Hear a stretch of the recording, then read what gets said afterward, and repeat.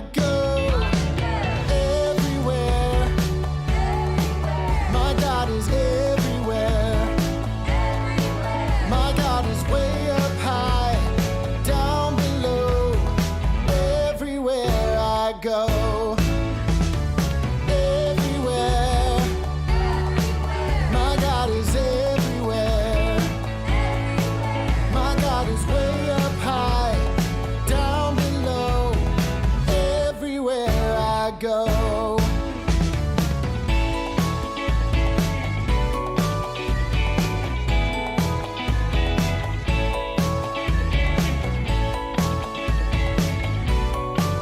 My God is everywhere I go.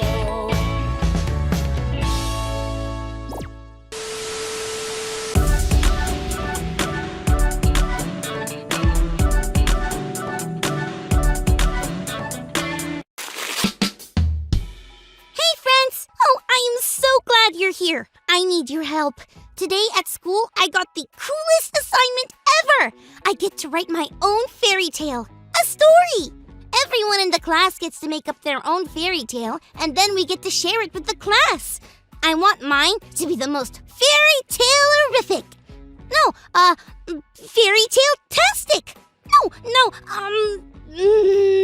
Well, you get the point. It has to be great. Will you help me? Awesome! Okay, what makes a great fairy tale? What do I need first? A hero.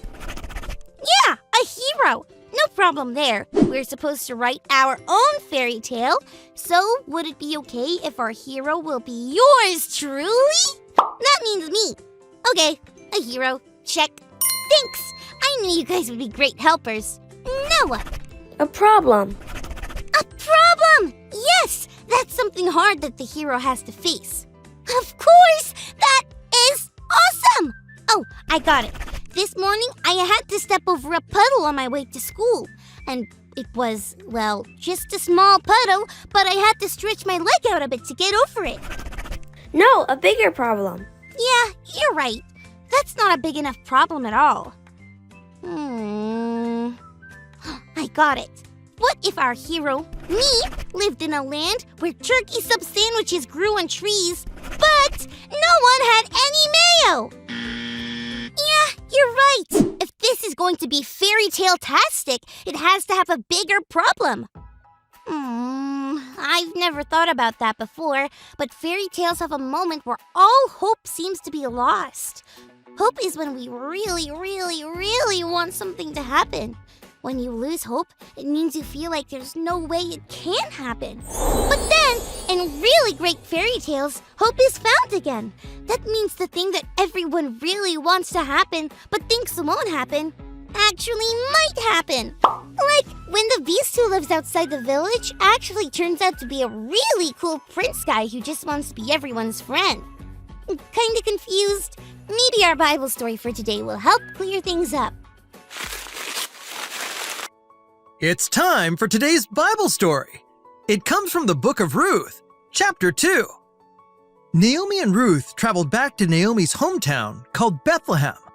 Once they arrived, in order to have food and money, there was really only one thing for them to do: to go out to the fields to pick up the leftover food that had been left behind by the workers. Ruth chose to do this because she was younger. As you can imagine, this wasn't the best job. As you can also imagine, the other people who worked in the field didn't leave a lot behind. So, things for Naomi and Ruth seemed pretty hopeless. It was hard to imagine anything good happening for them. But then, it just so happened that the field where Ruth was working was owned by a man named Boaz. And Boaz just so happened to be related to Naomi. Can you believe that? Boaz saw Ruth and was kind to her. He told her to gather as much as she wanted from his field, and also told her that she should come back to his field to gather every day, because he would make sure she was safe and taken care of. Ruth went back to Naomi with plenty of food for both of them. Ruth shared what had happened with Boaz. Naomi thanked God because this was really good news. It meant that God was still taking care of them. Naomi and Ruth had no idea how they would make it on their own. But when things seem hopeless, God gives us hope.